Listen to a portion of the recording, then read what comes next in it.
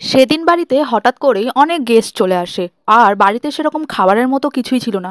Fridge খুলেও দেখি এইটুখানি শুধুমাত্র চিকেনের সলিড পিস পড়েছিল। তো আমি এইটুখানি চিকেন দিয়ে কি করে 10-12 জনকে পেট ভরে খাইছি সেই রেসিপিটাই তোমাদের সঙ্গে শেয়ার করব। আর রেসিপিটা যদি ভালো লাগে তাহলে একটা লাইক, কমেন্ট, শেয়ার আর ফলো করে দিও। প্রথমেই চিকেনের সলিড পিসটাকে ভালো করে পরিষ্কার করে ধুয়ে নিয়েছিলাম। এরপরে কিছুটা জলে চিকেনটাকে সেদ্ধ হওয়ার জন্য বসিয়ে দিয়েছিলাম। চিকেনটা ভালোভাবে সিদ্ধ হয়ে গেলে রুম টেম্পারেচারে ঠান্ডা করে নিয়েছি। একে হাত দিয়ে শেড করে নিচ্ছি। তোমরা কিন্তু চাইলে এটাকে কাঁটা চামচ দিয়েও গরম গরম থাকা অবস্থাতে শেড করে নিতে পারো। চিকেনটাকে আমাদের পুরো শেড করা হয়ে গেছে। এবারে একটা মিডিয়াম সাইজের আলুকেও সিদ্ধ করে নিয়েছি। সেই আলু সিদ্ধটাকেও একটু ম্যাশ করে চিকেনের মধ্যে দিয়ে দিচ্ছি। এবারে এর মধ্যে দিয়ে দিচ্ছি কুচি করে রাখা পেঁয়াজ আর কিছুটা ধনেপাতা কুচি। দিয়ে দিচ্ছি স্বাদ মতো নুন, একটুখানি হলুদ গুঁড়ো, দিয়ে দিচ্ছি 1 চামচ লঙ্কার গুঁড়ো। এখানে তোমরা যে যেরকম ঝাল খাবে সেই অনুযায়ী দেবে। দিয়ে দিচ্ছি 1 চামচ আদা, রসুন আর কাঁচা লঙ্কার পেস্ট। দিয়ে এটাকে বেশ ভালো করে চিকেনের সঙ্গে মাখিয়ে নেব। এবারে এর মধ্যে দিয়ে দিচ্ছি পরিমাণ মতো গোলমরিচের গুঁড়ো। এটাকে আমরা আগে অ্যাড করতে ভুলে গেছি, তোমরা কিন্তু একসঙ্গে অ্যাড করে নেবে। দিয়ে এটাকেও ভালো করে মিশিয়ে নিচ্ছি। এবারে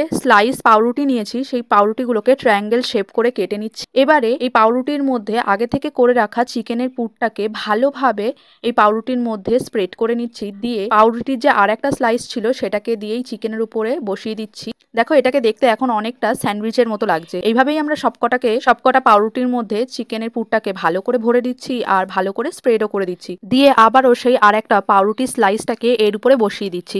এইভাবেই কিন্তু আমরা সবকটা পাউরুটির মধ্যে চিকেনের পুরটাকে ভালোভাবে ভরে নিয়েছি। এবারে একটা বাটির মধ্যে কিছুটা বেসন নিয়ে নিয়েছি। এই বেসনের মধ্যে দিয়ে দিচ্ছি স্বাদ মতো নুন, হাফ চামচ মতো বেকিং পাউডার। দিয়ে এটাকে ভালো করে মিশিয়ে নিচ্ছি বেসনের সঙ্গে। এবারে পরিমাণ মতো জল দিয়ে একটা বেশ থকথকে একটা ব্যাটার বানিয়ে নেব।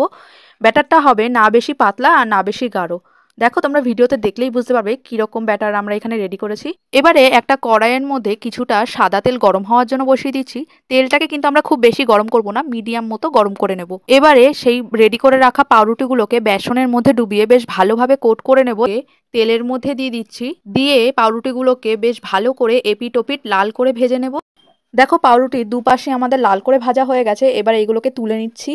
এটা কিন্তু কলকাতা ও কলকাতার আশেপাশের খুবই ফেমাস একটি স্ন্যাক্স আইটেম। এটাকে কিন্তু চিকেন স্যান্ডউইচ বলে। দেখো, তোমাদের সঙ্গে কথা বলতে বলতে আমাদের এই ব্যাচেরও চিকেন স্যান্ডউইচগুলো কিন্তু খুব ভালোভাবে ভাজা হয়ে গেছে। এগুলোকেও আমরা তুলে নিচ্ছি। এই চিকেন স্যান্ডউইচগুলোকে আমরা একটু শসা, পেঁয়াজ আর টমেটো কেচাপ দিয়ে সার্ভ করেছি। দেখতে কতটা লোভনীয় লাগছে না? আর প্রত্যেকটা স্যান্ডউইচই কিন্তু খেতে খুব টেস্টি হয়েছিল। চলো তোমাদেরকে একটুখানি এর সাউন্ডটা শুনিয়ে দিই যে এটা কতটা ক্রিস্পি হয়েছে।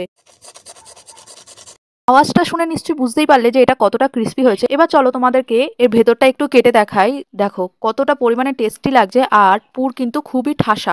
এটা ঠিক ততটাই টেস্টি হয়েছিল। তোমরাও কিন্তু বাড়িতে একবার এইভাবে ট্রাই করো, তাহলে